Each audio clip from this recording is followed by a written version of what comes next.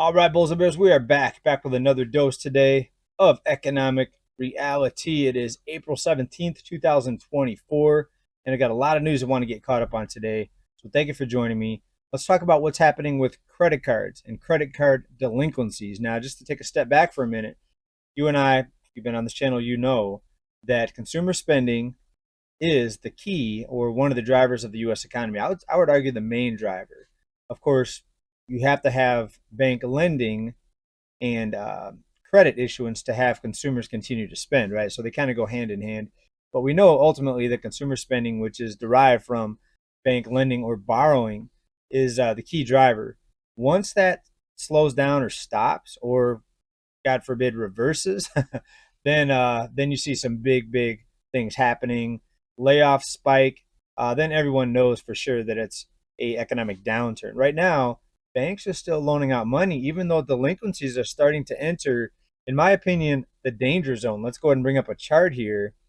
And this is Fed data, so Federal Reserve Economic Data. And let's bring this up here. All right, let's go out to a long-term chart here.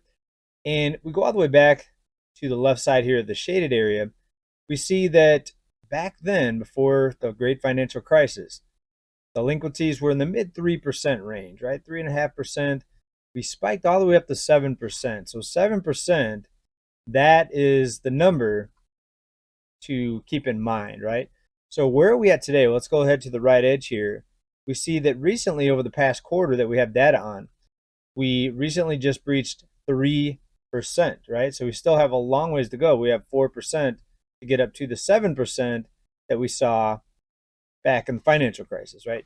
So this is something to keep an eye on. A lot of people were wondering why this hasn't happened already because basically it's bank driven. It's bank driven. So if the banks can continue to issue credit, you're not going to see massive job losses. Now we're starting to see big layoffs. We saw them all through the year 2023, continuing here in 2024. For now, because consumers are still able to borrow money and then go spend it, a lot of these people getting laid off still have jobs that they can go find. For example, let's bring this chart up here. Well, let's leave this chart for just a minute here, and let's get into a recent article here. We've got tech layoffs this year, more recently here out of Google. We also have Rivian. This brings it to 75,000 tech employees that have lost their jobs this year. So how does that tie in with credit card spending? Well, because people are still able to run up debt, swipe their credit cards from the banks, banks allowing this, they can go out and get another job because there's still jobs available because people are still spending money. So these tech workers, some of them, maybe even a lot of them, they can go out and get maybe 2 part-time jobs, and that'll actually look good when it comes to the jobs added numbers, even though full-time jobs are being lost and part-time jobs are the majority of the new jobs. They're just going to report it as jobs added. So I think most of you know the shenanigans behind a lot of the numbers right now. Pretty much all the official numbers, there's that type of shenanigans behind it or in the background, right? So what does this mean? So this means that people can go out, get a $20 an hour job here at McDonald's after getting laid off from their tech company. In some other states, $20 an hour, not bad, right? California, you're barely scraping by on $20 an hour. That's the honest experience that I've had here in California. So very interesting. But back to the credit card delinquencies, we see we breached 3% as of the most recent quarter here. And this is actually the fourth quarter of 2023. The Fed economic data is lagging by about 4 or 5 months, right? So we have to wait, I think, another month. We should have the first quarter numbers, but I guarantee 100% it has increased. How do I know that? Because the debt increased, and usually they go hand in hand. When the debt continues to increase, delinquencies are also creeping up behind that, right? So we'll get the numbers here ASAP for you on that. All right, let's shift gears a little bit here. And I wanted to bring up this topic that I've been seeing in the financial media here a lot recently, and that's taxing the rich. Taxing the rich. A lot of people would like to attack the rich. It's actually taxing the rich, I wanted to say. Here's a couple articles here, though. Let's just bring up this one out of Fortune. And these are just a couple examples. This has been kind of a big talking point for a while. move that out of my way. Canada will soak the rich with capital gains tax. Jump to raise billions for housing in a market where Gen Z cannot catch a break. Similar headline: the current administration here in the United States calls for higher taxes on the rich during a visit to a Pennsylvania town. Folks, I'll ask you a question. Please answer it for me. Do you think taxing the rich, the money that's obtained from that, do you think that's going to go to the people that need it? Do you think that's going to go to maybe the bottom 50%? You think that's going to happen, right? It's not going to happen. The odds of that happening are zero, right? Completely not going to help anything. The people that are living paycheck to paycheck are not going to see that money. I think a lot of the money is going to go in the hands of probably a few politicians, probably some CEOs, some executives. It's probably going to get put into different contracts where certain groups or certain businesses get the award or the payout for the contract. You know what I mean here. So if you think this is going to go to help you, I mean, please let me know down below how that's going to work. But in times where corporations had big tax cuts, like from 2016 to 2020, you could say the economy was better back then. Some people will disagree with that.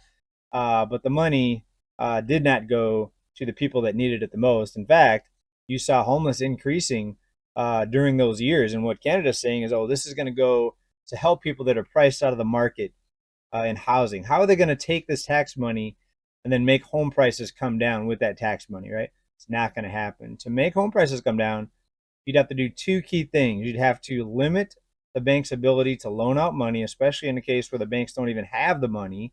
I think most of you know what's behind that. Two, you'd have to stop big investors. We're talking about these investors that come in and buy hundreds of thousands, even tens of thousands of homes, sometimes in one swoop, right, in one purchase, buying up entire neighborhoods, in some cases, to rent these homes out to people. You'd have to stop those two things. Just those two things. There's more to the picture. There's more to the puzzle. But just those two things is all you need to bring a major correction into the housing market and make the housing bubble go bust. So does any leader, quote unquote leader, want that to happen on their watch? Of course not. So they're going to keep the money flowing as much as possible. And of course, they would like rate cuts too, to make people give people the ability to borrow more money with lower rates, so they can keep buying these expensive items, including homes. But the inflation numbers right now are kind of a thorn in the side of those that want to do the rate cuts, right? So, and also when it comes to the rate cuts, let's just talk about that for a minute here. If the economy is strong, if the consumer is resilient, like we're being told by a lot of the talking heads and even the Fed chair, et cetera, are saying these words or these phrases, if that is the case, why do we have to talk about rate cuts? Why don't we raise rates? If everything is good, if the consumer is strong and resilient, then why don't we raise rates? Very simple to figure out. It's not rocket science. You know, their words are very easily disproven as false statements, false words, right? You know what I'm saying? So let's talk about what's going on in Colorado, still on the topic of housing. Again, everybody's consumers resilient, but yet we have to have this law passed in Colorado that limits foreclosures. Why? Because people can't pay their HOA fees. Wait, somebody needs to tell them that the consumer is strong and resilient. They can actually pay their HOA fees, right? Consumer strong and resilient. Oh, actually not. No, we have to pass a law saying that HOAs can't foreclose homes. Now that's a whole nother topic. I don't think HOAs should be able to do that in the first place. I'm against HOAs. Some people like them. I happen to not be a fan of them. I think they overly charge, and I think there's people making profits at these HOA entities. But anyway, separate topic. HOA fees are things that a lot of people can't pay right now in Colorado. Again, if the consumer's strong, everybody's doing fine. Why can't people pay their HOA fees? Why do we need to have what I call a rescue program? And we see thousands of these rescue programs across the United States with different types of things. For a while, people couldn't pay their utility bills. They had to make it to where the utility companies wouldn't shut them off or wouldn't give them late fees. We see it in student loans. We saw it in rents. We saw it in mortgages over the past 3 to 4 years. Hundreds, I mean thousands. If you look at the different cities across the United States, all the different types of rescue programs, thousands of these things, you know, were put in place. And we have to ask ourselves, if the consumer is really strong, if everybody's fine, why do we need these programs to begin with? And here's another one that talks about this taking money from the wealthy and supposedly helping the poor. In this case, let's go out to LA here, not Louisiana, but Los Angeles.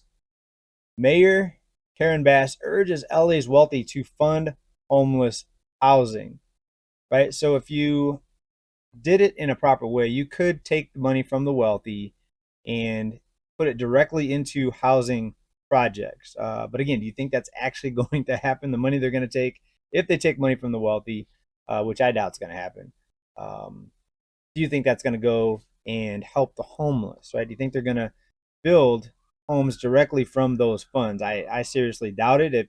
If you have other information on that or other opinion on that, please let me know down in the comments. But I really am 100% sure, 99.9. There's always that point fraction of a percent that a little bit of doubt, in there. But 99.9%, I think it's not going to happen.